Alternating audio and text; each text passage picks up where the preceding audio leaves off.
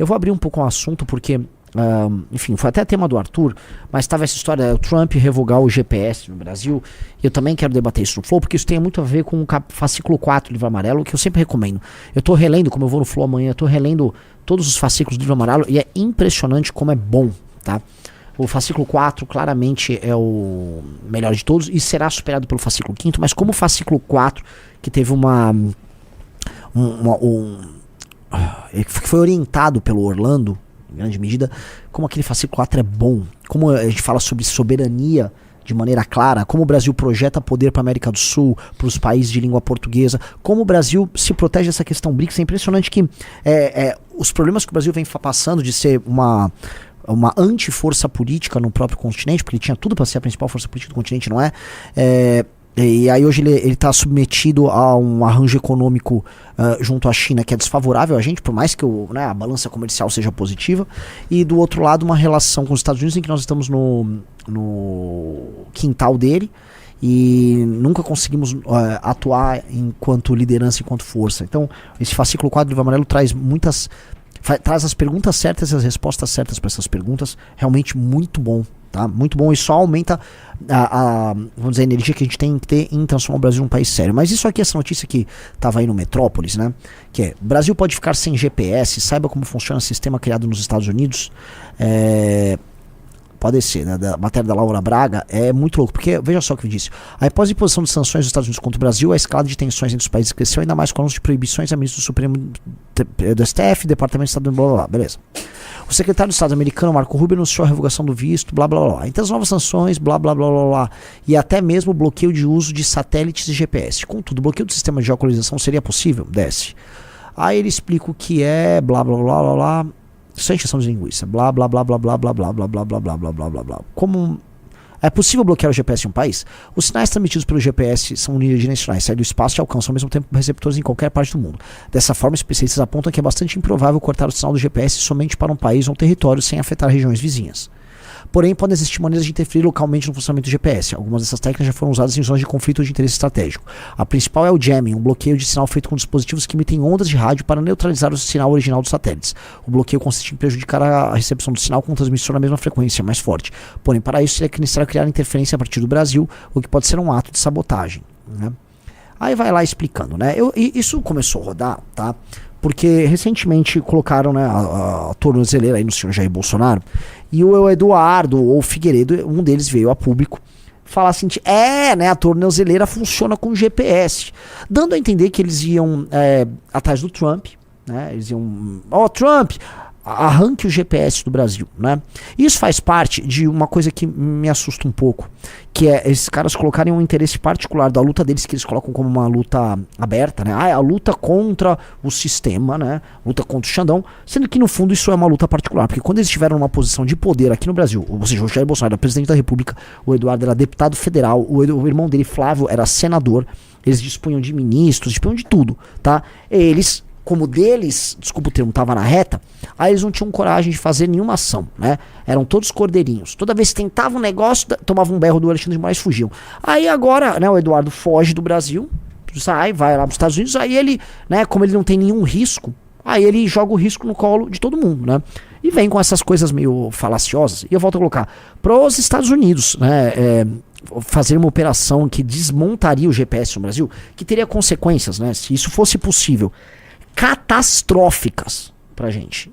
Consequências, imagina assim, você não ia ter Uber, você não ia ter nada, você não ia ter rastreamento de caminhão, de moto, de nada, você não ia ter rastreamento de produtos que você recebe, você não ia ter rastreamento do seu próprio celular, aviões não iam poder funcionar aqui, lanche, nada, você ia ter um caos um caos em termos de geolocalização, ou seja, seria uma coisa assustadora que seria feito. Isso no momento em que o status do Brasil de nação inimigo dos Estados Unidos já está muito óbvio, tá? E ninguém comemoraria isso e ninguém acharia razoável fazer isso para salvar um político vagabundo como Jair Bolsonaro.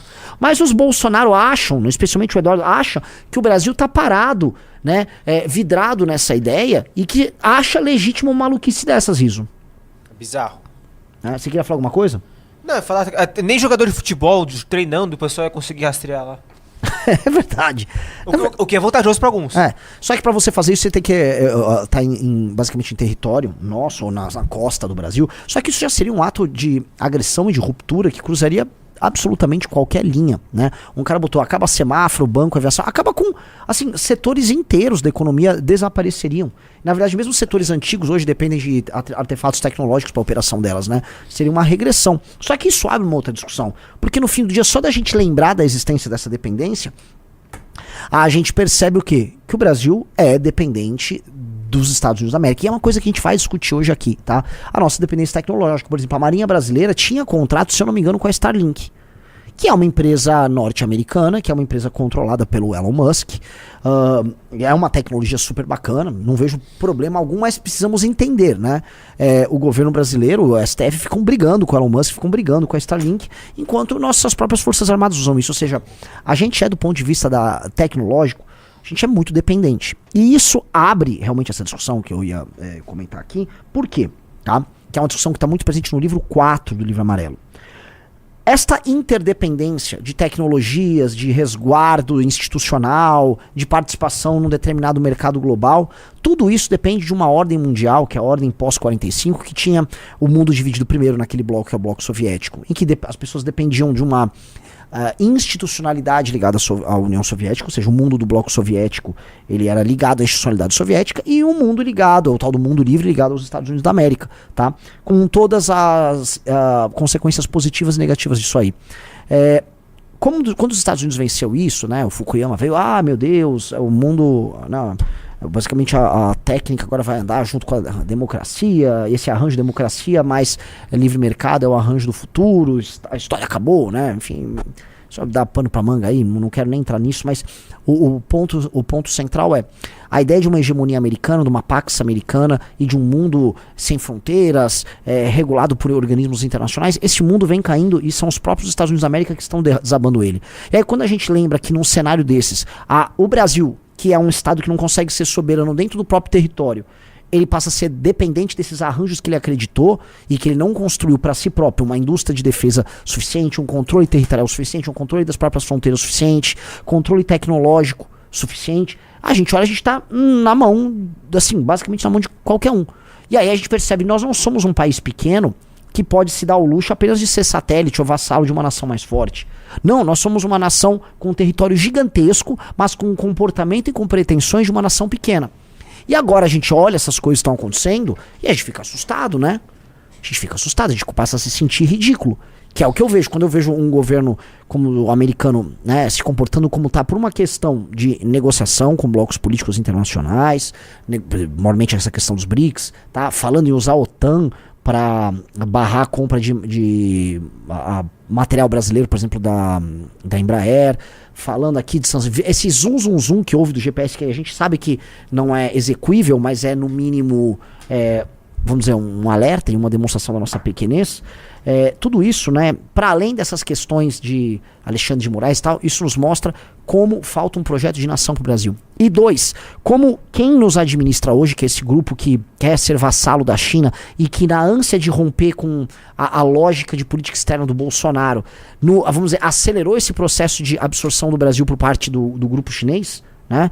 Como isso é deletério para o Brasil, como nós estamos num momento muito ruim, muito triste para nós enquanto nação, né? Porque a gente assiste essa briga ridícula em que um governo patético, que está pagando um preço porque escolheu ir para essa dividida, que escolheu essa política internacional de vassalagem à China, está tomando um calor do novo governo americano. E é muito bizarro, que eu ia comentar isso, porque assim, o Lula já devia estar sabendo no meio do ano passado, que todo mundo já sabia, que o Trump ganharia a eleição. Sim. Meio do ano passado já era meio que certo, o Biden estava senil, a candidatura dele ia ser trocada pela bizarra da Kamala.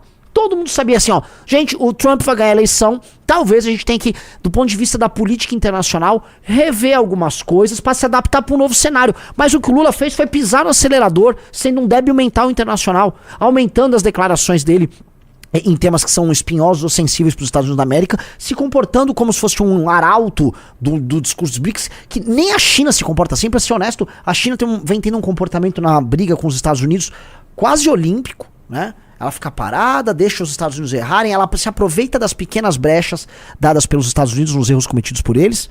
E o Brasil é o otário na praça, porque ele não tem a ganhar nada nessa história, ficou se comportando dessa maneira e o Lula nos colocou nessa merda. Essa história que tá acontecendo aqui era uma história que foi alimentada e foi produzida pela política internacional lulista. E talvez até por essa sanha de tentar parecer um cara amado pelo mundo, que o Lula tem. O Lula acha que o mundo ama ele. E ele botou a gente numa baita de uma fria, tá?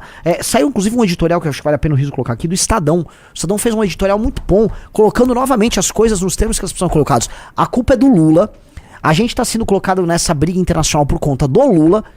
E independente do problema Moraes, porque sim, está muito claro que nós estamos nos tornando, tá, eu nem chamo de que nem uma autocracia, que é um governo de muitos, não muito, é um governo de poucos, tá, mas são numerosos esses poucos, né, é uma oclocracia judicial, tá, que é um regime cada vez menos democrático no sentido moderno de democracia, não tô nem falando no sentido grego, nós estamos, entrando nesse regime precisa ser combatido, mas o combate a esse regime, a forma como ele é feito, importa. Porque do jeito que tá dando aqui, isso aqui é apenas um ataque à nossa soberania e é humilhante pra gente.